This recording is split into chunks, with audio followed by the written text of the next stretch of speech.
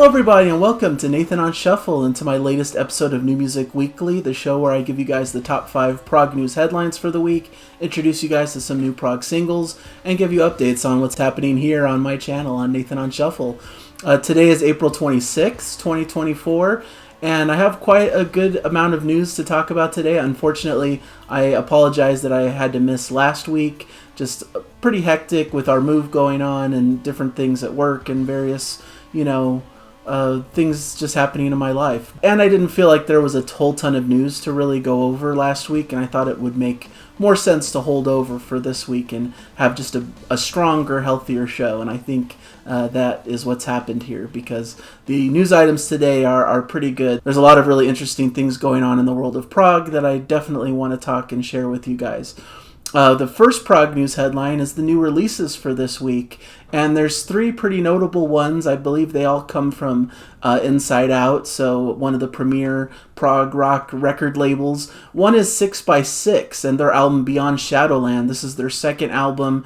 This is a progressive power trio comprising of guitarist Ian Crichton from Saga, drummer Nigel Glockler from Saxon, and vocalist, multi-instrumentalist Robert Barry, who's well known in the prog space also. So really interesting, cool, like prog AOR kind of stuff. If you enjoy these artists and their respective projects, I think you might find something to enjoy in this one.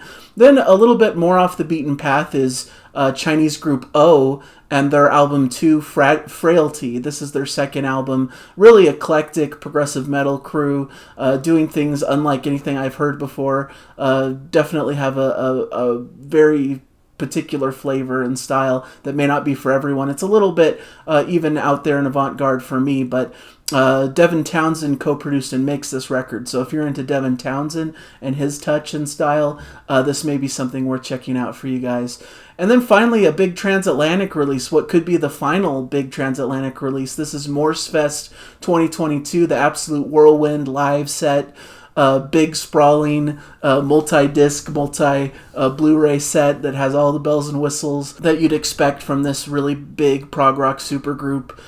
Definitely worth your time if you're a big fan of these artists and this band, and something I'm definitely waiting for my pre-order and excited to listen to and watch and get excited for. I know a lot of people are probably like, what, another live album? Like, how many live albums does this band need to have? But I think this is going to be a cool document because it's part of that Morsefest experience, so it has a bit more of your bells and whistles on top of the performance, extra instrumentalists, and kind of trying to bring these big concept albums to life. So a notable release from Transatlantic there.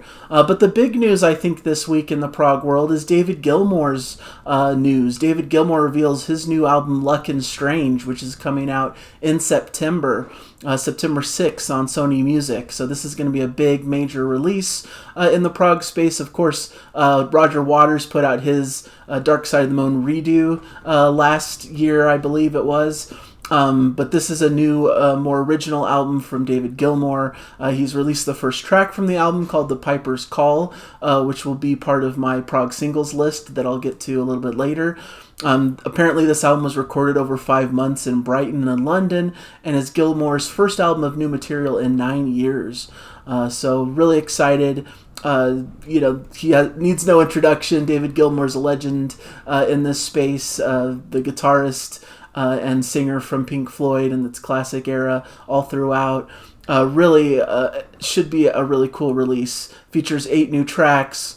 It should be a really cool new album to check out if you're a fan. I'm excited to check it out myself. Item number 3, in fact, there's a new Asia lineup that's going to headline the Heat of the Moment tour in America with guests of Focus, Martin Turner, and Curved Air on the bill as well. So I thought this was interesting, this new configuration of Asia, which really doesn't have much connection now to like the original formation, but we got Jeff Downes, who was obviously part of the original Asia lineup, but he's masterminded this kind of new conglomerate of musicians. We've got John Mitchell on guitars, who of course is famed for being in It Bites, Frost, Lonely Robot, Kino, all these different things.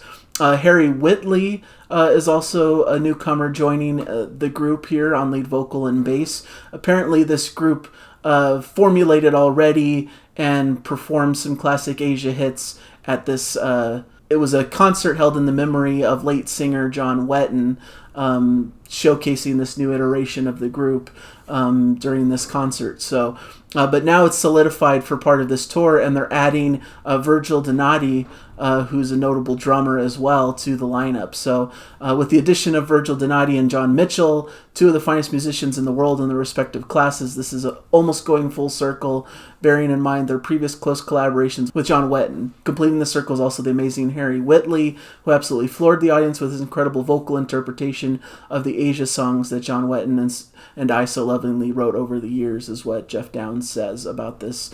And of course the tour also features sets from other classic acts, Focus, Martin Turner, who's from Wishbone Ash, and Curved Air. So should be a really cool lineup, I think. It kicks off July 3rd and runs all throughout July in North America. So should be an interesting tour, should be an interesting group of musicians, and something to look forward to. So I thought that was interesting to put here as news item 3.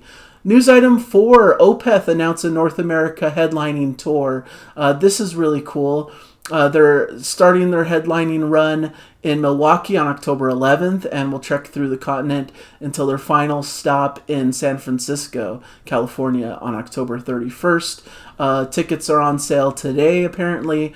So I don't know if this portends news for a future Opeth album. That's been hotly anticipated. It's been a while since their previous release in Cauda Venenum.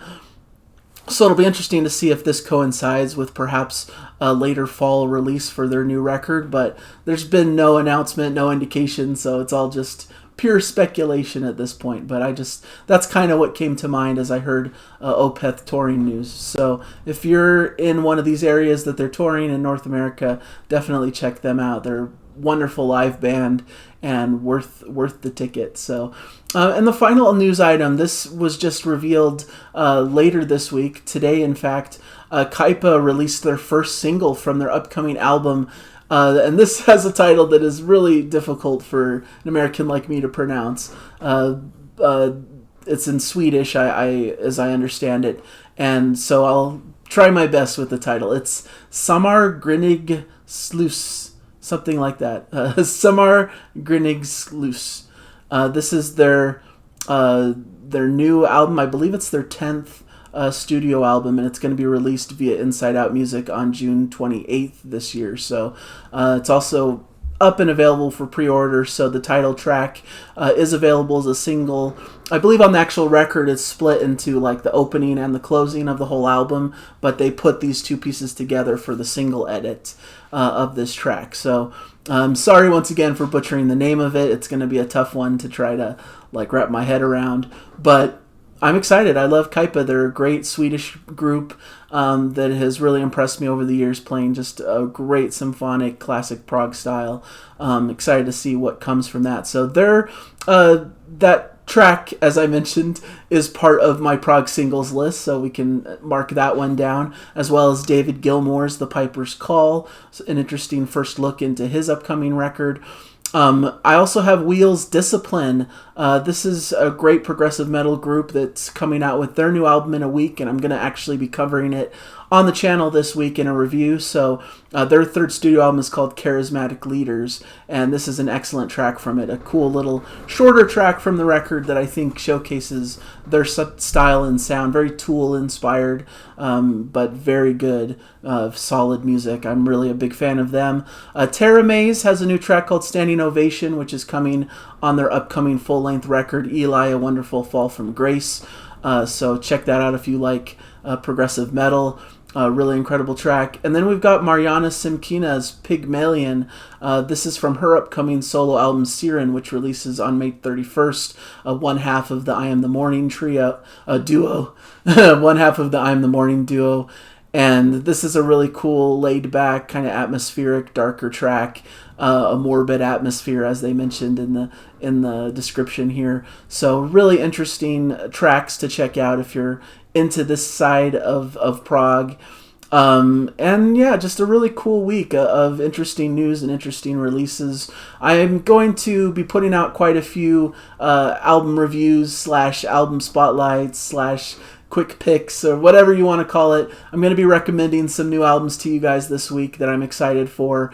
Like I said, I didn't really have much content on the channel this past week, so I don't have much to discuss there.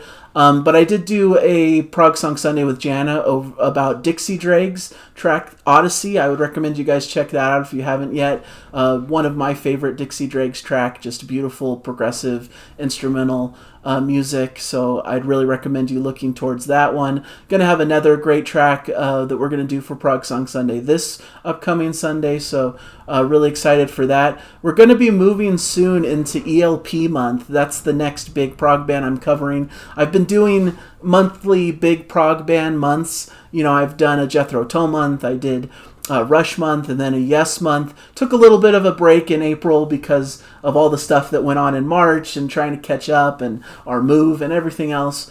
But I'm hoping to cover Emerson, Lake and Palmer throughout the month of May, and it should be a really cool one. I'm already prepping the album rankings and all of that kind of stuff for you guys to enjoy. So if you're big Emerson, Lake and Palmer fans, I think you'll enjoy what we've got for you in May. Some classic content that should be really enjoyable. So that's what I've got for you today. Hopefully you've enjoyed this episode, and let me know in the comments any other releases that I may have missed that have come out recently or this week.